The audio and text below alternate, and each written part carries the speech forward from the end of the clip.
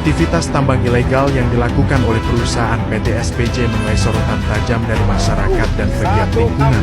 Perusahaan tersebut diduga melakukan eksploitasi sumber daya alam tanpa izin resmi dan tanpa memperhatikan aspek keberlanjutan lingkungan hidup.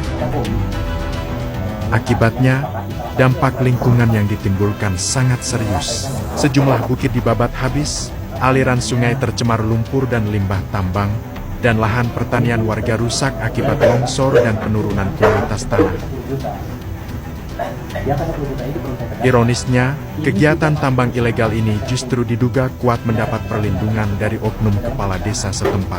Beberapa sumber menyebutkan bahwa oknum kepala desa tidak hanya menutup mata, tapi juga turut memfasilitasi jalannya kegiatan tambang, termasuk memberi izin operasional secara informal. Lebih dari itu, warga yang berani menyuarakan protes seringkali mendapat tekanan. Beberapa laporan menyebut adanya intimidasi terhadap tokoh masyarakat dan aktivis lingkungan yang berupaya menghentikan aktivitas tambang ilegal tersebut. Aktivis lingkungan mendesak aparat penegak hukum dan pemerintah daerah untuk segera mengambil tindakan tegas. Mereka menilai pembiaran ini tidak hanya mencederai hukum, tapi juga mengorbankan ekosistem dan keselamatan warga. Oknum kepala desa setempat yang diduga menjadi dalang pengkondisian keamanan tambang. Ia tidak bekerja sendirian.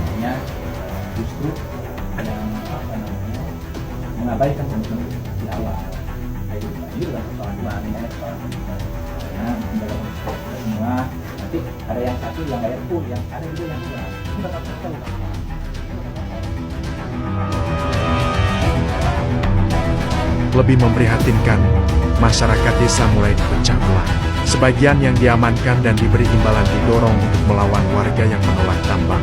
Konflik horizontal perlahan muncul. Warga dijadikan pion dalam permainan kotor elit lokal dan pemodal rakus.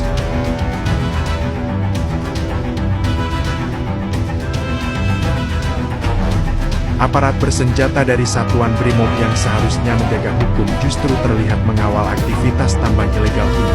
Bersama sekelompok preman bayaran, mereka menjadi tameng bagi kejahatan lingkungan.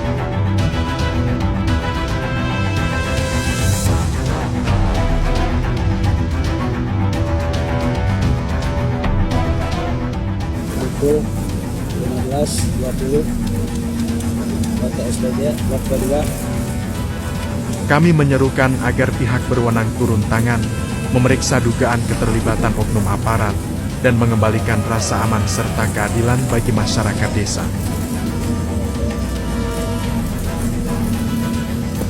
Hingga berita ini diturunkan, warga setempat masih mencari anggota keluarga mereka yang diduga diculik oleh sejumlah kepala desa, personil Brimob, dan individu yang terafiliasi dengan PT Samudra Banten Jaya SBJ. Saat ini juga tengah dilakukan evakuasi terhadap warga yang menjadi korban penganiayaan oleh oknum Brimob, para kepala desa, dan pihak dari PT SBJ. Satu-satu warga Cikone, luar biasa warga Cikone, kompak, mantap.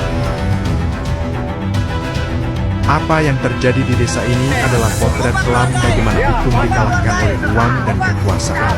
Oknum kepala desa yang seharusnya menjadi pelindung warganya, justru bersekongkol dengan kekuatan premanisme dan aparat negara demi menjaga kepentingan tambang ilegal. Dukungan dari Bos Solo, maju. Fakta tambahan, tambang PT SBJ diketahui belum memiliki izin resmi dari Dinas Lingkungan Hidup dan SDM setempat. Bukti-bukti visual menunjukkan keberadaan alat berat, pengamanan bersenjata, dan aktivitas penambangan aktif di malam hari. Warga yang berani melaporkan justru dipanggil dan ditekan oleh aparat keamanan.